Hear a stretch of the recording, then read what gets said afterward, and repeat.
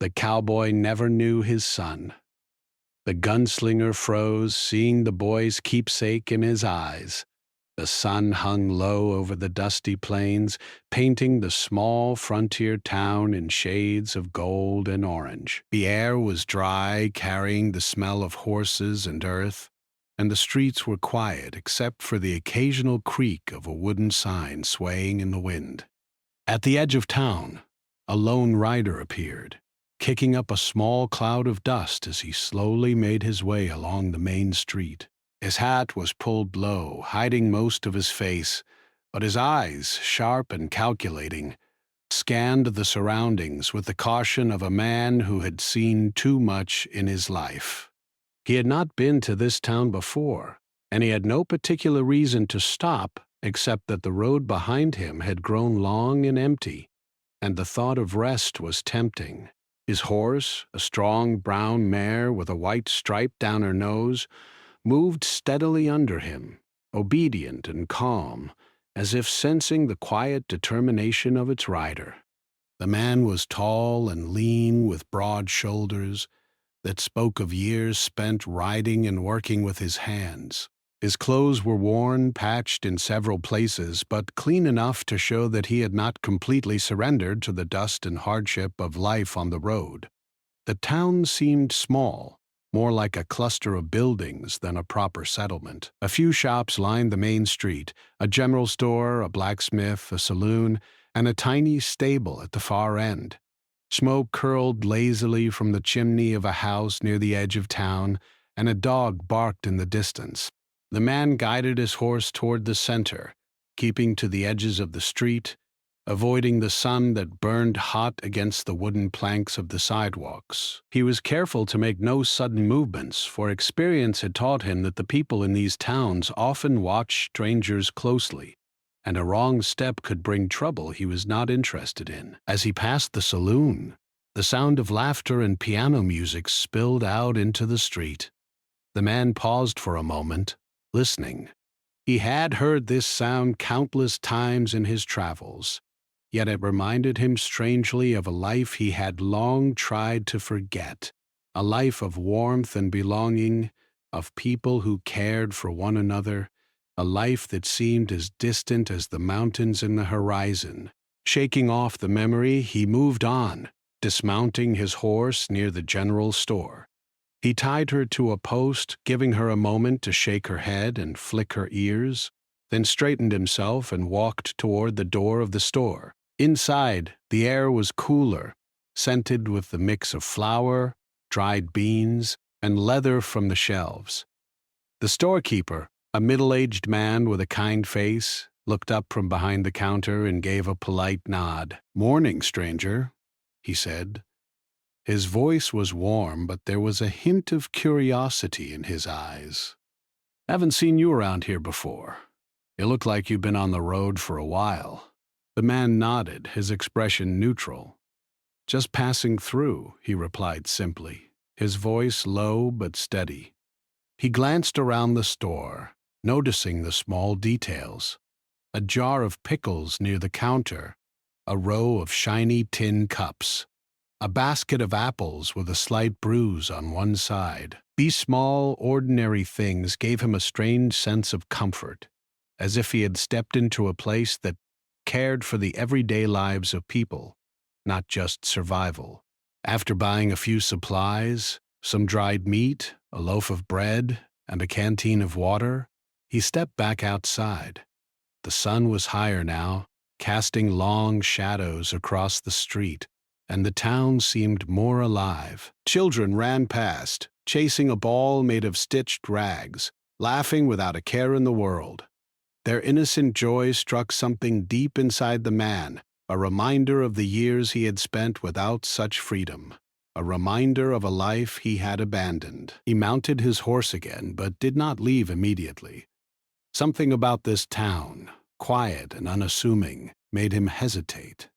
There was a stillness here that he had not felt in years, a feeling that he could rest, at least for a short time, without worrying about someone's gun appearing around the corner. The thought of staying just one night was tempting, He could rent a room, eat a warm meal, and let the horse rest before continuing his endless journey along the frontier trails.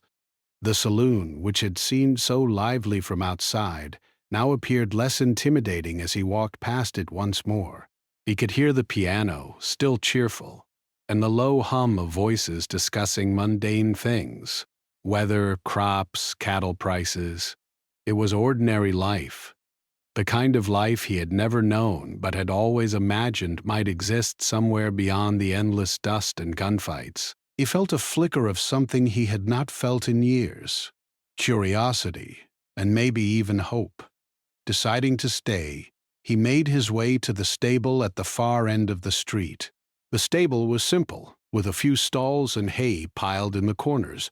The stable hand, a young man no older than 20, eyed him warily at first, but relaxed when he saw the rider's calm demeanor. "Need a room for the night?" the rider asked. The stable hand nodded. "We've got a room upstairs. Quiet place, away from the street." "Not much, but it's clean." The rider agreed, paying for the stable and the room with a few coins that had survived his long travels. He led his horse into a stall, loosening the reins and giving her a gentle pat. "Good girl," he murmured. "Rest well." After tending to the horse, he climbed the wooden stairs to the room above the saloon. The room was small but tidy, with a single bed covered in a worn quilt, a wooden chair by the window, and a small table. He placed his belongings on the floor and looked out the window at the town below. The sun was beginning to dip closer to the horizon, casting long shadows across the street. He could see the children still playing, their laughter now softer as they began to head home. A couple of men were talking quietly by the blacksmith, and the faint sound of the piano drifted up from the saloon. For the first time in years, the man allowed himself to breathe without tension. The road had been long, and his life had been one of constant movement, always looking over his shoulder, always anticipating danger. But here, in this small town with its quiet streets and ordinary people, he felt a moment of peace. A moment where he could imagine being just another man. Not the gunslinger, not the shadow of his past, but simply a person who belonged somewhere, if only for a short while.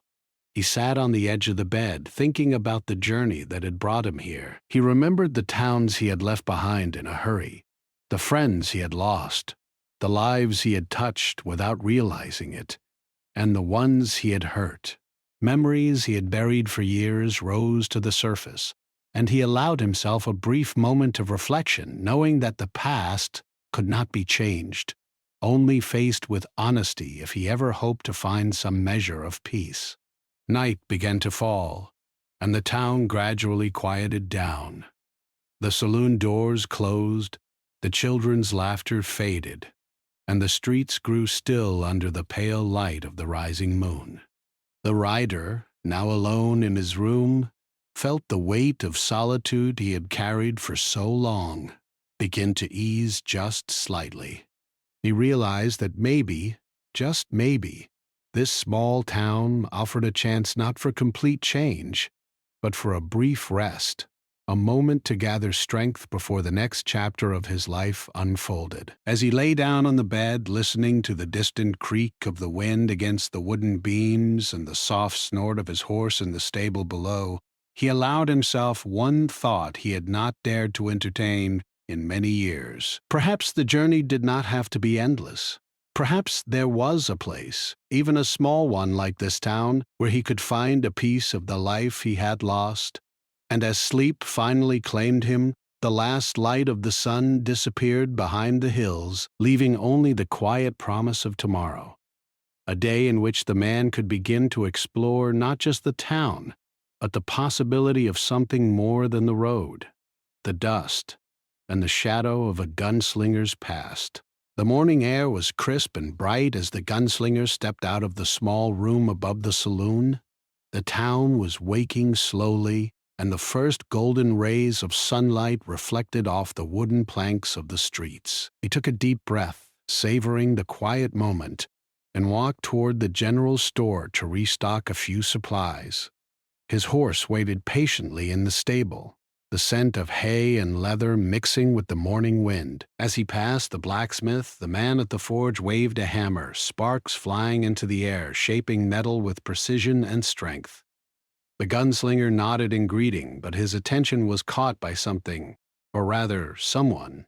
Further down the street, a boy, perhaps 10 years old, stood near the water trough, carefully washing a small, worn object in the water. His clothes were patched and dusty but clean, and his hair was sun-bleached, falling in soft curls around his face. The boy seemed completely absorbed in his task, turning the object over in his small hands, examining it with care and curiosity. There was a seriousness about him that belied his age, a quiet attention that made the gunslinger pause. For reasons he could not explain, he felt a sudden pull toward the child, as if something deep in his memory had been stirred by the boy's careful movements and steady gaze. Curiosity got the better of him, and he approached slowly, keeping his distance. The boy looked up for only a moment, and the gunslinger thought he saw a flicker of recognition in those eyes, something strange and familiar, though he could not place it. The boy's hands clutched a small silver locket, its chain frayed and worn, and the sunlight glinted off it, catching the gunslinger's attention. He froze, a cold sensation running down his spine, because he recognized the engraving on the locket. The initials matched the name of a woman he had once loved, a woman who had been a part of a life he had long left behind. The boy noticed the sudden pause, his eyes widening slightly, but he did not speak. Instead, he held the locket closer to his chest as if instinctively protecting it from strangers. The gunslinger studied him in silence, his mind racing. Could it be possible? Could this boy, standing here so confidently despite the smallness of his frame, be connected to a past he had tried so hard to forget? The thought was both terrifying and captivating. He took a cautious step forward. "What do you have there, son?" he asked, his voice steady but soft, careful not to startle the boy. The boy glanced up, surprise flickering in his eyes. "It's just a keepsake," he said, his voice quiet but firm. "It belonged to my mom. She gave it to me before she went away." The gunslinger's heart tightened. He had known this woman, loved her deeply, and had never imagined that she could have had a child, a son. And yet, here was the boy, holding a piece of her memory as if it were a bridge between the past and the present. The realization made him hesitate, unsure whether to speak, move closer, or turn and leave. The boy tilted his head slightly, studying the stranger's face with the same quiet intensity. "Who are you?" he asked, a hint of suspicion in his voice. "I haven't seen you before." The gunslinger swallowed hard. His mind raced, trying to find the right words. Could he tell the truth? Could he risk the possibility of frightening the boy with the revelation of a father he had never known? Or should he remain silent, keep his distance, and let the boy live without the shadow of a man who had been absent all his life? "I'm just passing through," he said finally, choosing the safest path, though his voice carried a warmth he could not entirely hide. "Name's Matthew." He gave a small nod, trying to seem casual, though his eyes never left the boy.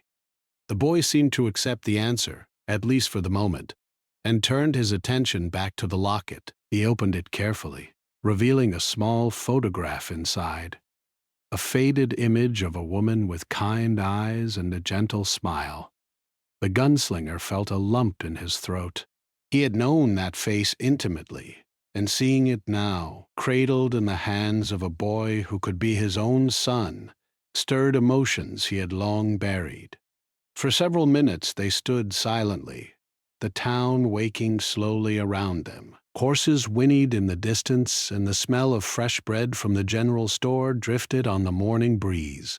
Yet, for the gunslinger, time seemed to have slowed, compressed into the moment of this unexpected meeting. Every detail of the boy's face, the way he held the locket, the slight tremor of his fingers, everything felt meaningful, like pieces of a puzzle he had been missing for years.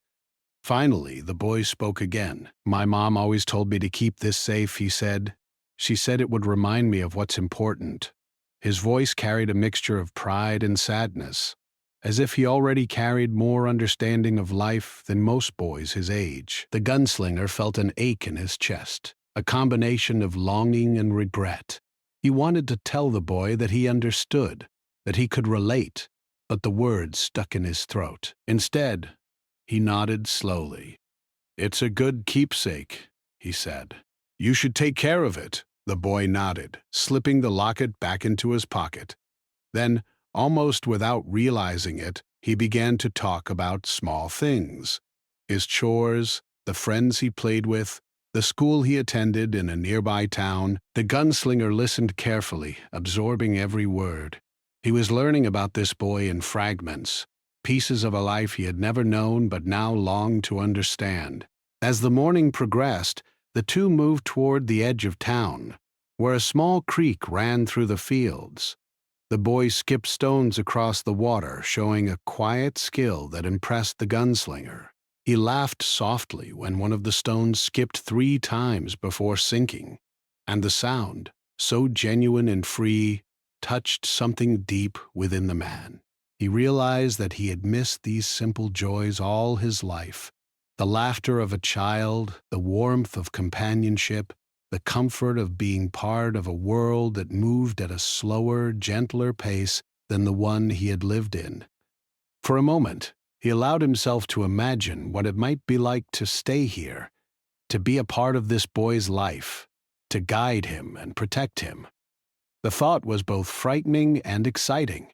He had lived years in solitude, believing that connection only led to pain.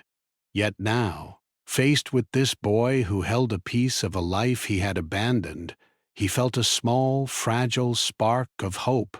The boy, sensing the stranger's interest, turned toward him and smiled. "Do you like it here?" he asked. "I like it.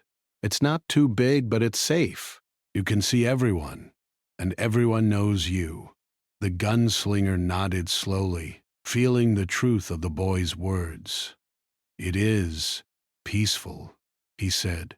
"You're right about that." The rest of the morning passed with quiet conversation and small tasks. They helped a farmer carry water barrels, visited the blacksmith to watch him work, and even stopped by the general store to pick up a few small items. All the while, the gunslinger felt a strange, growing connection to the boy, a connection that went beyond curiosity or surprise. There was something about this child, something in the depth of his eyes and the careful way he treated the world, that made the man consider the possibility of family, a concept he had long dismissed as impossible. As noon approached, the boy finally turned toward the gunslinger, a thoughtful expression on his face. "You're not like the others who come through town," he said. "They just ride past and never stop. You notice things." The gunslinger smiled faintly, a warmth rising in his chest he had not felt in years. "I notice things," he replied. "Sometimes it's the small things that matter most." The boy nodded, seemingly satisfied with the answer. But as they walked back toward the center of town, both remained aware of an unspoken truth. Neither could yet name it, but there was a bond forming between them, fragile but undeniable.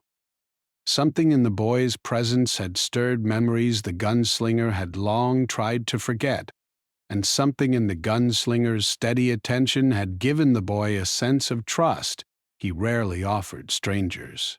By the time they reached the saloon, the day had grown warm, and the town bustled with life.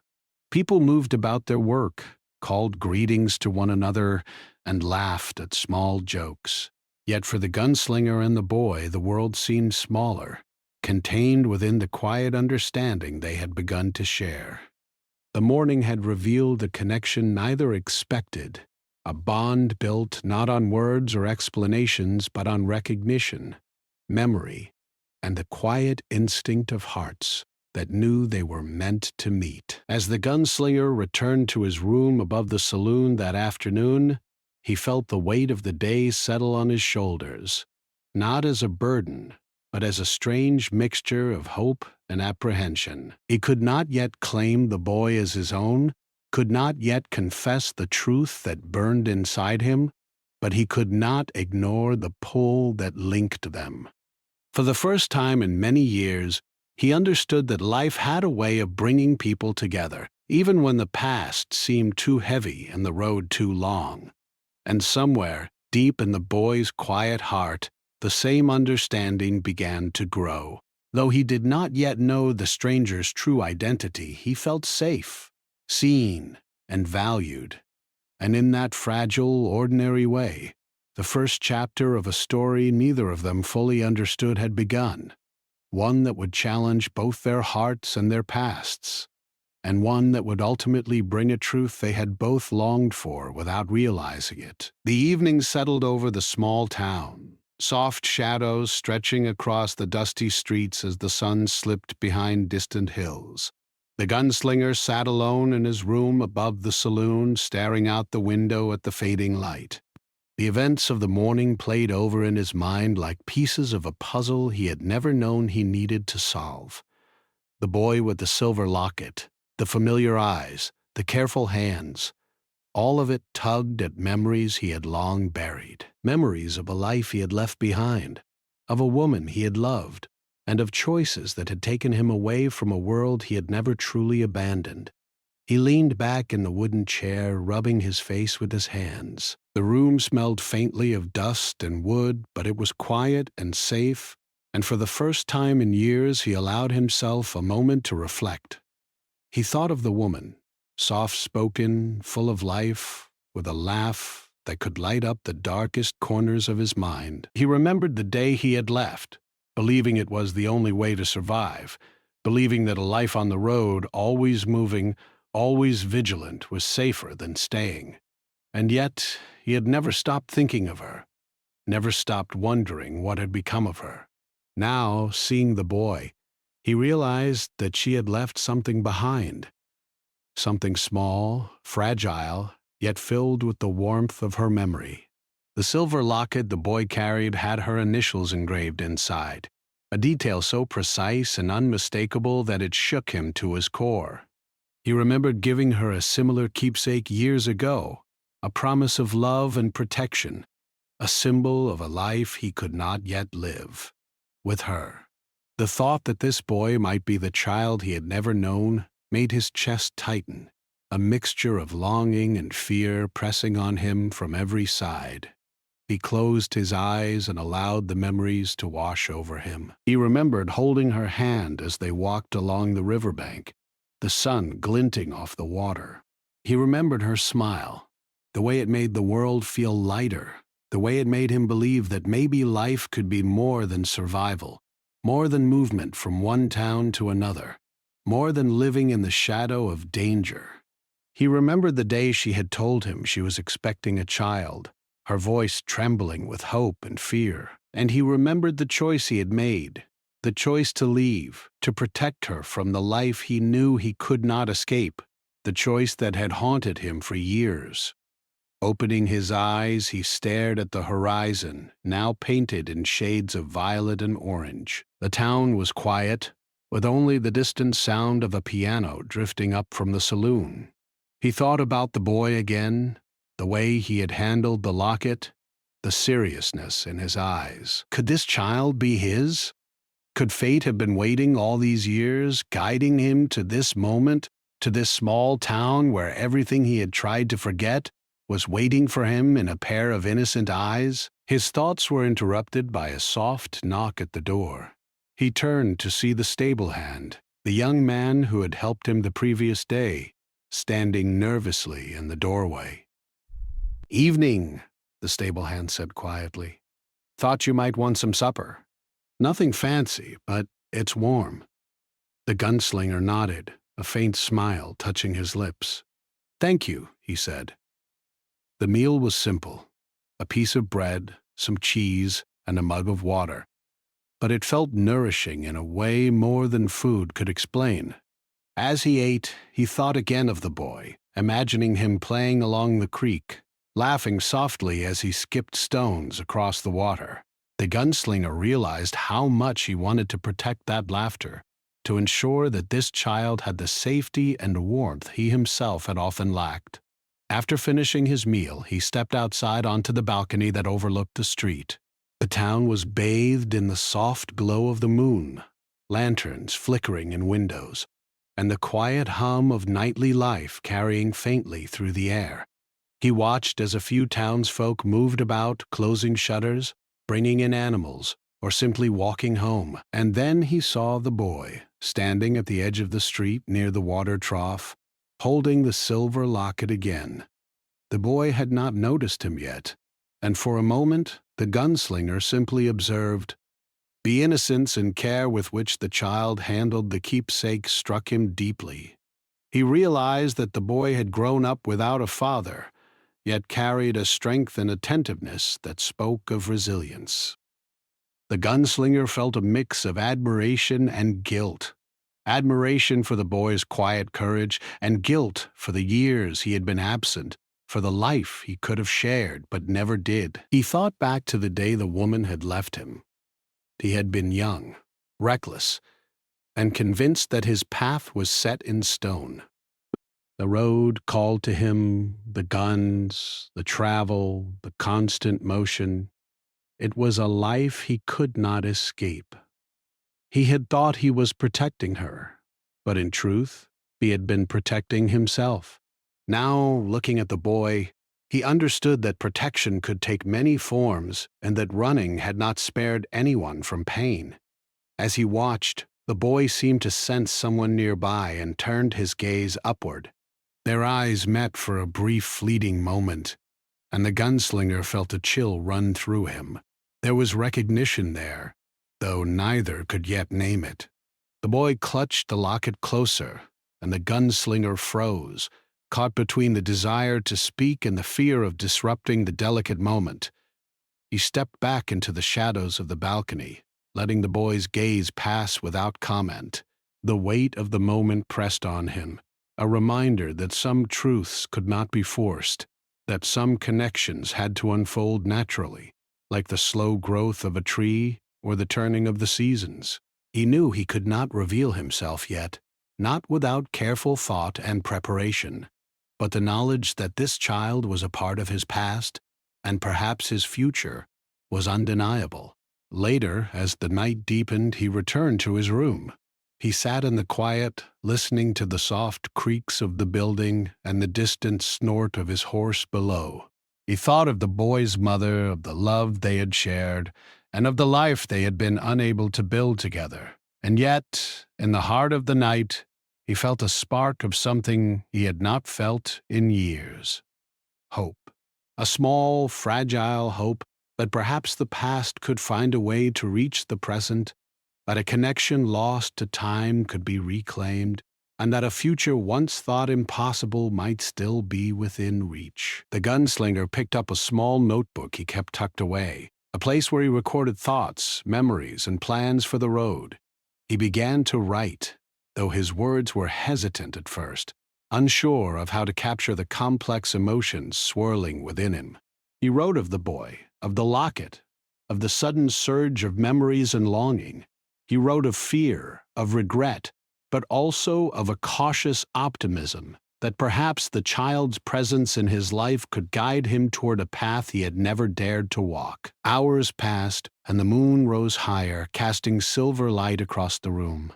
The gunslinger leaned back, closing the notebook, and stared out at the quiet town once more.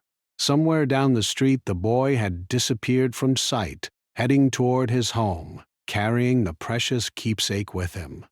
The gunslinger felt the weight of anticipation settle over him. He did not yet know how to bridge the gap between them, how to step into a role he had never held, how to reveal the truth without fear.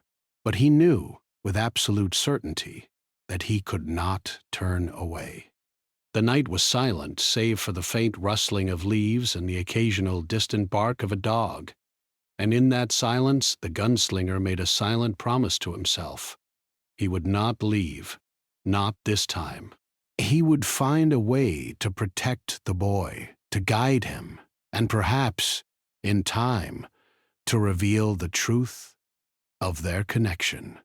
The path would be difficult, filled with uncertainty, but for the first time in years he felt the stirrings of a purpose beyond survival, beyond the endless road. And as he finally lay down to rest, the silver locket lingered in his thoughts, a symbol of the past and a promise of the future. He understood that the journey ahead would not be simple, but it would be worth taking, for in the eyes of that child he had glimpsed something he had long sought but never truly believed he would find. The possibility of family, of love, and of a life not defined solely by the shadows of his past. The next morning, the gunslinger rose early, as the town still slept under a soft blanket of mist. The streets were quiet except for the distant lowing of cattle and the occasional clop of a horse's hooves. His thoughts immediately turned to the boy. He had spent the night wrestling with the realization that this child could very well be his son. And yet, he felt the weight of uncertainty pressing on him. How could he approach the boy? How could he reveal himself without frightening him or shattering the delicate trust that had begun to form? He dressed carefully, pulling on a clean shirt and worn trousers, and ran a hand through his hair, trying to steady the mix of fear and anticipation swirling in his chest. Downstairs, the saloon was beginning to stir with early patrons, and the smell of fresh bread and coffee drifted up from the small kitchen. The gunslinger paused at the window, looking down at the street. The boy was already outside, carrying a small basket of vegetables from the market. He moved with quiet purpose, yet there was a lightness in his step, an innocence that reminded the gunslinger painfully of the childhood he had never truly known. Summoning courage, he stepped outside and approached the boy slowly, careful to appear friendly and unthreatening. The boy noticed him immediately, instinctively clutching the silver locket that hung from his neck. His eyes widened slightly, not in fear but in surprise, as though he sensed something important in the stranger's presence. "Good morning," the gunslinger said softly, keeping his voice calm. "You're up early," the boy nodded, his grip tightening on the locket. "I like to help around town," he said. "It keeps me busy." His voice was steady, but there was a curiosity in his eyes that made the gunslinger's heart beat faster. There was no doubt that this boy was remarkable, strong, careful, and thoughtful beyond his years. The gunslinger hesitated for a moment, unsure how to begin. Then, taking a deep breath, he spoke again. I saw you yesterday with that keepsake. It's very special." The boy glanced down at the locket and nodded. "It belonged to my mom," he said quietly. "She gave it to me before she went away. She said it would remind me to be strong and to always remember what matters." The words struck the gunslinger like a physical blow. He remembered the woman instantly, her gentle voice, the warmth in her eyes, the quiet courage she had always carried, and in that moment, a realization so powerful it left him frozen came over him. The boy was hers. And if the boy was hers, then the truth he had long avoided became undeniable. This boy was his son. For a long moment he could not speak. He simply watched the child, seeing the same eyes he had known in her, the same small expressions, the same careful movements. It was like looking into a mirror of the past, one that had grown and changed without his knowledge. The boy's innocence, his quiet strength, and the way he held on to that small silver keepsake all spoke to him in a language older than words, a language of connection and blood, of family that had been lost and now, finally, found. The boy tilted his head, sensing the hesitation. Are you going to help me with the market? He asked cautiously. Or are you just passing by like the others? The gunslinger's throat tightened. He wanted to tell the boy everything, to explain who he was and why he had been absent, but he knew the words were dangerous. They could frighten, confuse, or even push the boy away. Instead, he nodded slowly. I can help, he said quietly. If you'd like some company. A small, cautious smile appeared on the boy's face. Okay, he said, shifting the basket slightly to balance it. Together they walked through the town, stopping at a few stalls to pick up items for the townsfolk. The gunslinger noticed the way the boy interacted with others. Polite but confident, careful but friendly. He realized that the child had grown up with kindness in his heart, despite the absence of a father, and a flicker of pride stirred in him. As they returned to the street near the water trough, the gunslinger felt a sudden surge of courage. He needed to see the locket again, to confirm what he already knew in his heart. May I see that? He asked, gesturing gently toward the silver chain. The boy looked up, hesitant, but then slowly handed it over. The gunslinger held it carefully, turning it in his hands, feeling the smooth metal and seeing the initials engraved inside. The evidence was undeniable. His chest tightened with a mixture of awe, guilt, and longing. This small object, worn and cherished, connected him to a past he had long abandoned and to a future he now desperately wanted to protect. You carry something very important, he said finally, his voice trembling slightly. Something that means a lot, not just to you, but to me as well. The boy studied him closely. What do you mean? He asked, a hint of suspicion in his tone. The gunslinger swallowed hard. He wanted to tell the boy everything, but he also knew he had to be careful. It's complicated, he said, choosing his words slowly. This locket belonged to someone very close to me, someone I cared about a long time ago, and seeing it now in your hands makes me realize that you are connected to her in a way I never imagined. The boy's eyes widened, though he did not speak. He seemed to sense the weight of the words, the gravity of the moment, though he could not yet understand it fully. The gunslinger continued, his voice steadying as he tried to convey the truth without frightening the boy. I don't know how to explain everything yet, but I want you to know, I am not like the strangers who come through town and leave. I want to be someone you can trust, someone who will look out for you. The boy hesitated, then nodded slowly, placing the locket back in his pocket. There was still caution in his eyes, but also a glimmer of hope, a recognition that this stranger might be different from anyone he had met before. They walked together to the edge of the creek, the water sparkling in the sunlight. The boy skipped stones across the surface, and the gunslinger watched in silence, feeling the weight of the past pressing against the possibilities of the future. For the first time in years, he allowed himself to imagine a life not defined by solitude, danger, or regret, but by connection, care, and family. As the afternoon wore on, they spoke quietly about small things, the chores the boy did for his neighbors, the games he liked to play, the friends he had in town.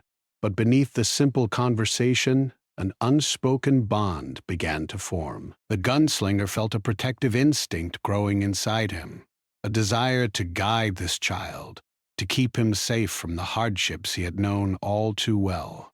And the boy, though cautious, began to trust, feeling the stranger's presence as something steady and reliable, something he had longed for without knowing it. When the sun began to dip behind the hills, casting long shadows across the town, the gunslinger realized it was time to return to his room. He walked the boy back to the edge of the street near the stable, his mind heavy with thoughts of what lay ahead. He could not yet reveal everything. Not today, perhaps not for many days, but he knew that the connection had been made.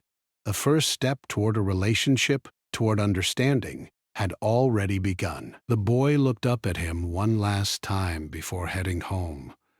"Will you come see me again?" he asked softly. The gunslinger nodded, a small, genuine smile touching his lips. "Yes," he said, "I'll be here, and I promise I will help you however I can." As he watched the boy disappear around the corner, the gunslinger felt a strange mixture of hope and fear. He knew that the days ahead would be challenging, that revealing the full truth would require courage and patience. But for the first time in many years, he felt the possibility of redemption, not for the mistakes of the past, but for the chance to be present, to protect, and to love someone in a way he had never allowed himself to before. He returned to his room above the saloon, the quiet of the evening wrapping around him like a protective cloak. He sat by the window, looking down at the town now bathed in twilight, thinking of the boy, of the silver locket, and of the woman who had unknowingly guided both their lives. A part of him still feared the unknown, still worried about the challenges ahead, but another part, stronger, braver, knew that this was a chance he could not refuse. And in that quiet, reflective moment, the gunslinger made another silent promise, this one deeper than words. He would not run. He would face the past, embrace the present, and protect the boy no matter what it took. The journey that had once been his alone was now shared, and the weight of that realization settled on him like a mantle he was ready to bear. The night grew darker, stars appearing one by one in the sky above the town, and somewhere in the quiet streets the boy slept, unaware of the storm of emotions and decisions his presence had awakened, but comforted by the gentle assurance that someone was watching over him, someone who would not leave. And the gunslinger, finally, allowed himself to believe that perhaps, at last, he had found a reason to stay. The next morning dawned with a soft, golden light spilling over the quiet town. The streets were alive with small, ordinary activities, the clip of a blacksmith's hammer, the laughter of children playing near the market, and the smell of fresh bread from the baker's shop drifting through the air. The gunslinger stepped out of the saloon and paused, feeling the cool breeze against his face. Today felt different. The bond he had begun forming with the boy weighed on his heart, not as a burden, but as a responsibility he was ready to embrace. He moved carefully through the town, not wanting to startle the boy or anyone else. His eyes constantly searched for the familiar figure of the child, who, as usual, was already outside, running errands for neighbors or helping the elderly with small tasks. The boy's small stature, quick movements, and careful attention to detail made him seem older than his years, and the gunslinger marveled quietly at the child's resilience and strength. Finally, he spotted the boy near the edge of the creek, skipping stones across the water. The boy's concentration was intense, his hand flicking each stone just enough to make it hop across the surface. When the last stone sank, the boy looked up and saw the gunslinger standing quietly nearby. Their eyes met, and for the first time, the air between them was heavy with unspoken understanding. Good morning," the gunslinger said softly, keeping his voice calm. "Do you mind if I sit with you for a while?" The boy hesitated for only a moment before shaking his head. "No, you can sit," he said. He adjusted the small silver locket around his neck nervously, and the gunslinger noticed the protective way he held it. They sat in silence for a few minutes, listening to the gentle sound of the creek flowing over the rocks, the wind rustling the leaves of the trees along the bank. The gunslinger's heart ached with the realization of how much time had passed without knowing this boy, how many moments had been lost, and how fragile this opportunity was to connect. Finally, he spoke, his voice steady but soft. "There's something I need to tell you," he said. "It's important, and it's not easy to say." The boy looked up, curiosity and caution mingling in his expression. "I want you to know the truth about the locket you carry." The boy's eyes widened slightly, and he clutched the keepsake tighter. "What? What do you mean?" he asked quietly. The gunslinger took a deep breath. He had rehearsed these words in his mind countless times, but now, in the presence of the boy, they felt heavier, weightier than he had imagined. "The woman who gave you this locket, she was someone very dear to me," he began. "Someone I loved with all my heart. I had to leave many years ago. I made mistakes, and I lost the chance to be with her, to protect her, to know you." The boy stayed quiet, his eyes fixed on the man, listening with a mixture of curiosity and understanding. The gunslinger continued, carefully choosing each word. "I didn't know that she had a son. I never imagined that one day I would meet someone like you, carrying a piece of her memory. And now that you're here, I realize something I never thought possible."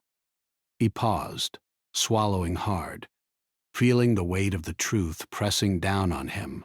I think you are my son." The boy's hand went to the locket instinctively, and he stared at the gunslinger, processing the words. The silence between them stretched, filled with tension, anticipation, and the gravity of the moment. For the boy, the revelation was confusing but not frightening. There was something familiar in the man's voice, something steady and protective that made his heart trust him, even when his mind questioned. I don't understand," the boy said finally, his voice soft. "Are you really my father?" The gunslinger nodded, his own throat tight with emotion. "Yes," he said, "I am. And I know I have no right to ask for your trust. Not yet. I've been gone for far too long, and I've missed so much. But I want to be here for you now, if you'll let me." The boy looked down at the locket, then back up at the gunslinger. Slowly he nodded, a small flicker of hope and acceptance appearing in his eyes. I think I want that," he said quietly. "I've always wondered what it would be like to have a father." A wave of relief and gratitude washed over the gunslinger. He reached out gently, placing a hand near the boy's shoulder, careful not to startle him. "Then we'll take it one step at a time," he said. "I won't rush you. I just want to be someone you can rely on, someone who will protect you, guide you, and be part of your life." The boy smiled faintly, and for the first time, the gunslinger felt a spark of something he had long believed was lost forever: hope. The bond between them was fragile, but it was real, and it was a beginning. Together they walked through the town, talking quietly about ordinary things: what the boy liked to eat, his chores, the friends he had. The gunslinger listened carefully, learning about the child's world, the rhythm of his days, and the small joys that made life meaningful. Each detail was precious, a thread weaving them closer together, forming a connection that had long been missing. By midday, they returned to the creek, sitting on the rocks as the sunlight danced across the water. The boy took the locket from his pocket, showing it to the gunslinger again. "She gave this to me because she said it would remind me of what's important," he said softly. "I don't always know what that is, but I try." The gunslinger smiled, a warmth spreading through him that he had not felt in years. "Your mother was wise," he said. "And you're strong, thoughtful, and careful. That's important too. And now we can learn what's important together." They spent the afternoon quietly, skipping stones, talking, and simply being together. The gunslinger noticed the small ways the boy mirrored the woman he had loved, the tilt of his head when he was thinking, the careful way he handled the locket, the gentle humor in his expressions. Each detail deepened the connection, making the gunslinger feel both wonder and humility. He had missed so many years, but now he realized the future was open, waiting to be built step by step. As the sun began to set, painting the sky in shades of pink and gold, the gunslinger felt a sense of peace he had never known. He knew that life would not be simple. There would be challenges, doubts, and hard days ahead. But for the first time in a long while, he believed that family, real, meaningful, chosen, and earned, was possible.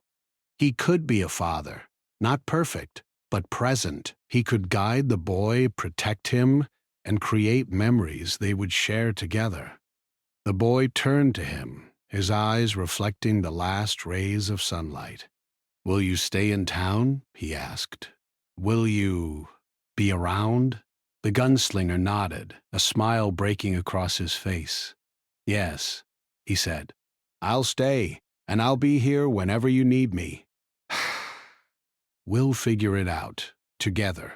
The boy leaned slightly against him, a gesture of trust and acceptance that touched the gunslinger deeply. He felt the weight of the past lift slightly, replaced by the responsibility and hope of a new beginning. The silver locket, warm in the boy's hands, seemed to symbolize not only the past, but also the future, a link between what had been lost and what could now be found. Night fell over the town, and the two walked slowly back to the small room above the saloon. The streets were quiet, lanterns flickering softly, and the air was filled with the gentle sounds of life winding down for the day. The gunslinger felt a deep sense of gratitude for this simple, ordinary moment, an evening spent with a child who was, unexpectedly, his son. As they reached the room, the boy looked up at him once more. "Do you think we can be a family?" he asked softly. The gunslinger knelt to meet the boy's gaze, his hand resting gently on his shoulder.